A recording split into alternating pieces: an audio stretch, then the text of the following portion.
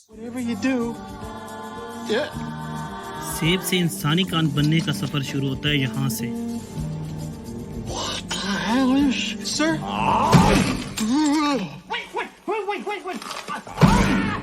जब bio scientist Andrew ने movie में एक पौधे को जिंदा इंसान खाते हुए देखा, हुआ कुछ यूं। यार फ्यूल तो डाल दे सफर शुरू करने से पहले। Subscribe and press bell icon for more interesting videos.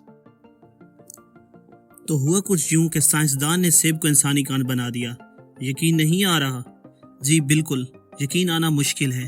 हुआ कुछ यूं कि मिस्टर एंड्रयू पेलिंग, जो कि एक बायो साइंटिस्ट हैं, अपने लैब के साइंटिस्ट दोस्तों के साथ मिलकर एक movie little shop of horror देखते हैं, जिसमें एक पौधा जिंदा इंसानों को खा जाता है। एंड्रयू हंसी मजाक में अपने दोस्तों से कहते हैं, क्यों ना हम अपनी लैब में ऐसा पौधा लगाएं और उसमें किसी जानदार के टिश्यूज की पेवंदकारी करें। साइंटिस्ट हमेशा उस जाविये से सोचते और चीज़ों को देखते हैं जो आम इंसान की समझ और ख्याल से बाहर होता है, जिस पर यकीन करना बहुत मुश्किल ही नहीं नामुमकिन होता है। लेकिन वक्त गुजरने के साथ साथ वो ये साबित कर देते हैं कि उनकी सोच और देखने का जाविया दुरुस्त था, जिसका अंदाज़ा बल्ब, बिजली, जहाज, टेलीफोन जैसी इजादात से किया जा सकता है। उस वक्त यकीन करना मुश्किल था कि हवा में उड़ा जा सकता है या लाखों कोस दूर बैठकर किसी की आवाज़ सुनी जा सकती है। तो आपको ये जानकर हैरानगी होगी कि वीनस फ्लाईट्रैप प्लांट वही पौधा है जिसे मूवी में इंसानों को जिंदा खाते हुए दिखाया गया था, लेकिन हकीकत में ये पौधा किसी मक्खी या जानदार चीज़ के उसके ऊपर बैठने या छूने से अपने आप को बंद कर लेता है और इस तरह उस जानदार की मौत वाक़या हो जाती है।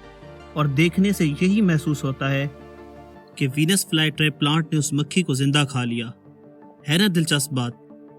पता नहीं क्या बना होगा इनका। तो नाजरीन, एंड्रयू वीनस प्लांट में किसी जानदार के टिश्यूज़ के खुलियों की पेवंदकारी का तजर्बा करने का सोचते हैं।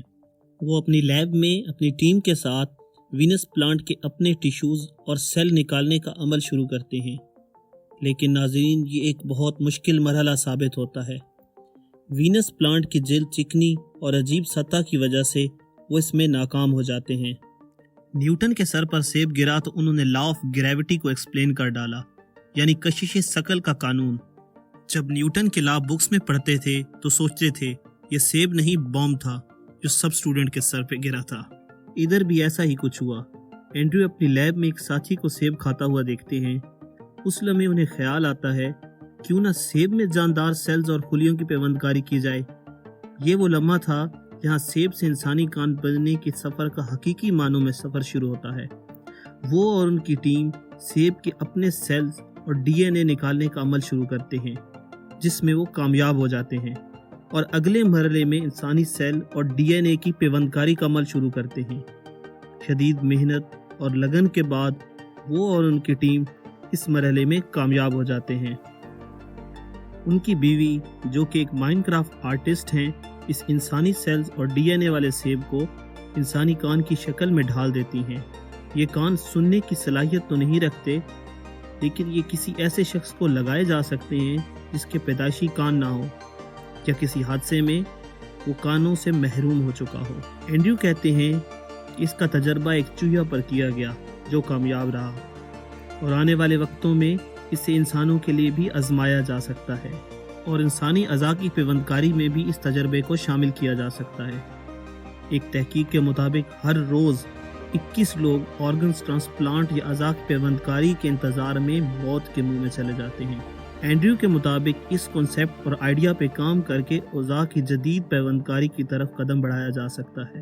लास्ट में देखो भाई, धक्कों से गाड़ी नहीं चलती, फ्यूल ज़रूरी है ना।